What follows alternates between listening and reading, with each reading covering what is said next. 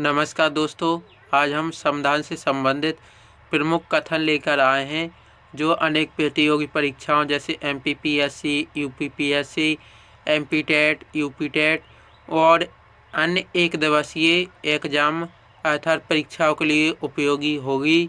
और जो प्रश्न आ जाता है कि प्रस्तावना को संविधान की जन्म कुंडली किसने कहा है, भारतीय संविधान को वकीलों का स्वर्ग किसने कहा है, तो इस तरह के प्रश्न कथनों से संबंधित पूछ लिए जाते हैं। तो चलो देखते हैं। पहला कथन है, भारतीय संविधान भारतीयों की इच्छा के अनुसार होना चाहिए। भारतीय संविधान भारतीयों की इच्छा अनुसार होना चाहिए। यह कथन किसका था? तो यह कथन था महात्मा गांधी जी का। दूसरा है, प्रस्तावना संविधान की राजनीतिक जन्मपत्री है। प्रस्तावना संविधान की राजनीतिक जन्मपत्री अथवा जन्म कुंडली है। तो इसे किसने कहा था? यह कथन KM मुंशी अर्थात कन्हैयालाल माणिकलाल मुंशी ने कहा था। फिर तीसरा कथन, संविधान एक पवित्र दस्तावेज है। चौथा कथन, अनुच्छेद 32 संविधान का हृदय और आत्मा है।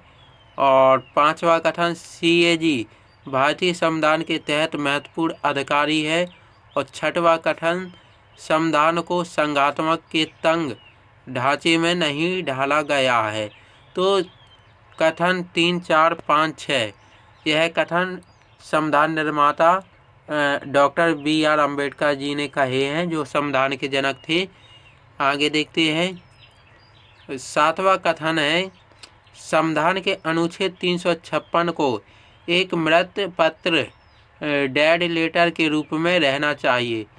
स्वतंत्रता, अगला है 8वां वाला, स्वतंत्रता, समानता और बंधुत्व को अलग अलग नहीं किया जा सकता। ये एक ही त्रिमूर्ति के हिस्से हैं।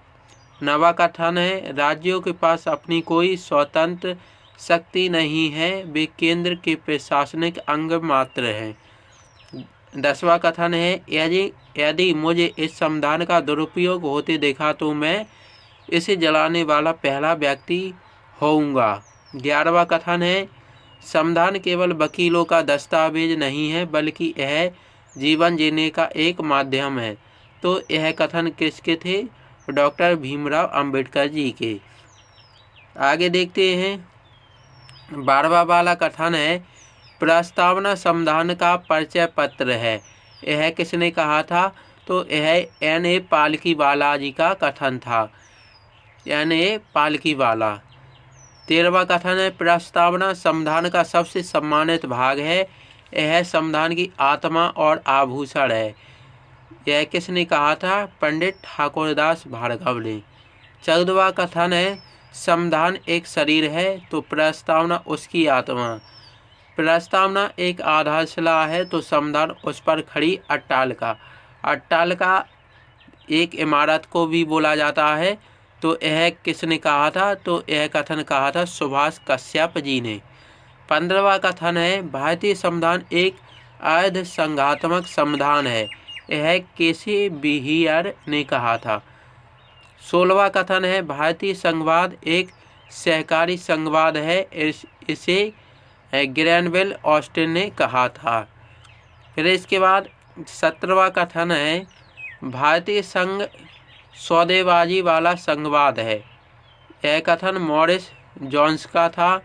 18वां कथन है, नीति निर्देशक तत्व एक ऐसा चेक है जिसका भुगतान बैंक की सुविधा पर निर्भर करता है या निर्भर है।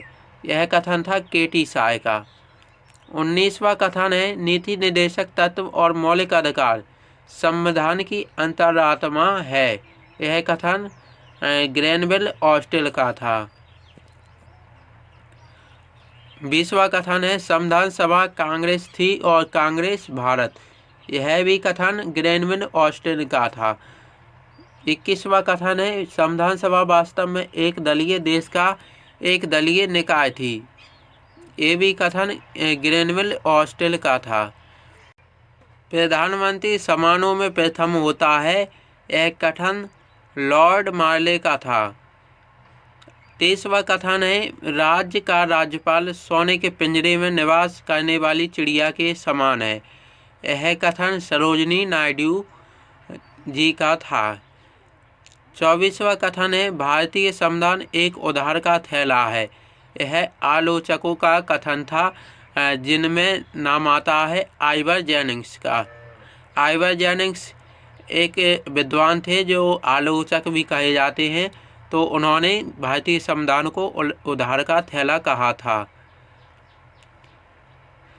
फिर इसके बाद 25वां कथन है भारतीय संविधान एक जाति का निकाय थी।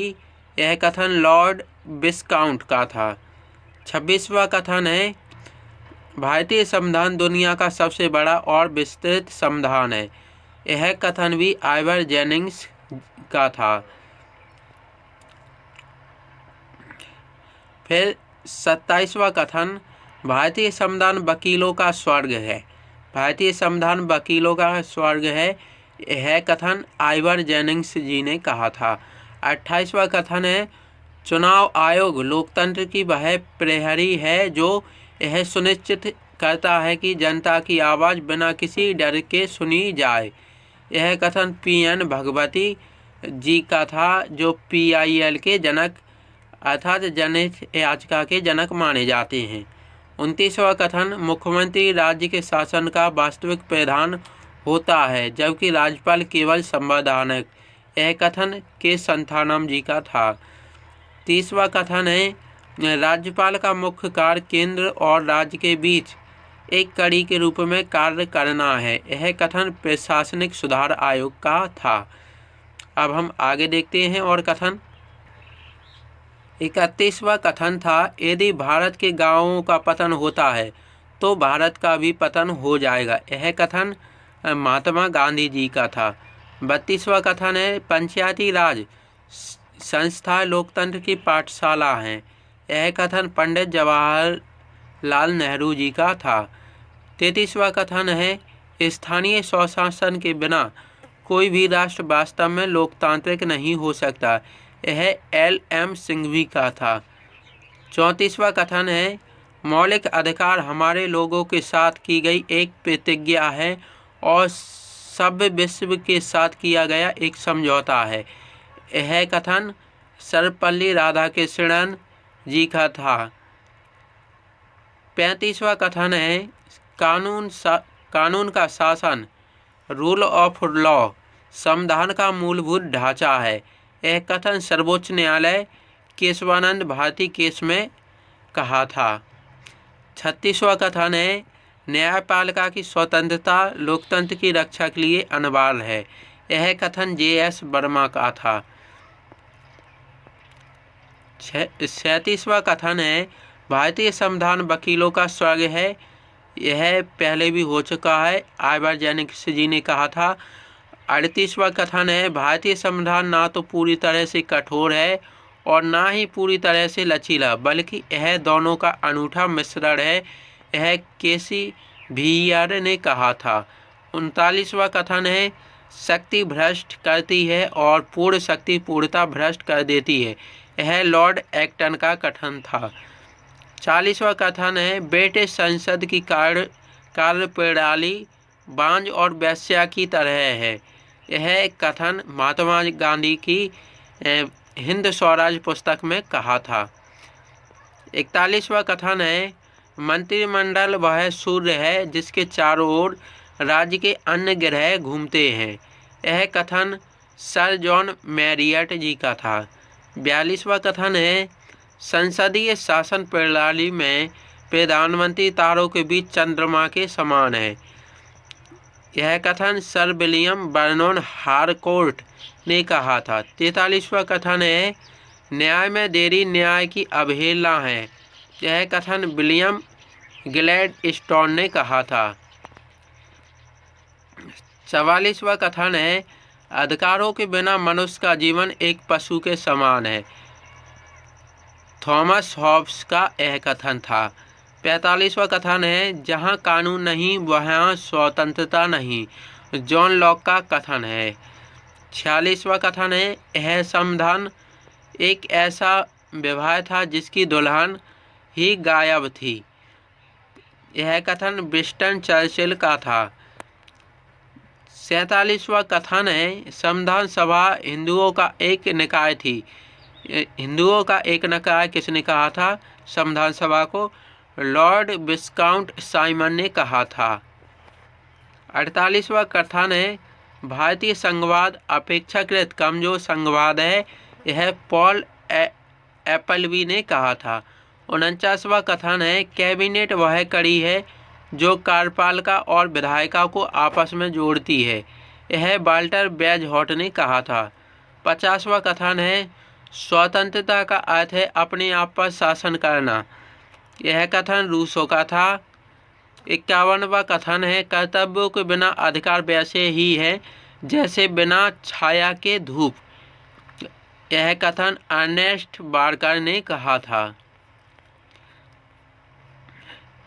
इसके बाद 52वां कथन है, न्यायालय को केवल कानून का पालन नहीं करना चाहिए बल्कि न्याय भी करना चाहिए। यह कथन BR कृष्ण अय्यर ने कहा था। 53वां कथन है, संविधान वह है जो न्यायाधीश कहते हैं कि वह है। यह कथन चार्ल्स इवांस ह्यूजेस ने कहा था। 54वां कथन है, रूल ऑफ लॉ अर्थात विधि का शासन। यह प्रोफेसर AB डायसी ने कहा था। 55वां कथन है, भारतीय राजनीति की वास्तविकता संविधान के बाहर भी दिखाई देती है। यह कथन मॉरिस जोन्स ने कहा था। तो दोस्तों, यह संविधान से संबंधित महत्वपूर्ण कथन थे जो अनेक प्रतियोगी परीक्षाओं के लिए उपयोगी होंगे। आशा करते हैं दोस्तों आपको यह वीडियो पसंद आई होगी। अगर आपको वीडियो अच्छा लगा हो तो अपने दोस्तों के साथ इस वीडियो को शेयर करें। वीडियो देखने के लिए बहुत बहुत धन्यवाद।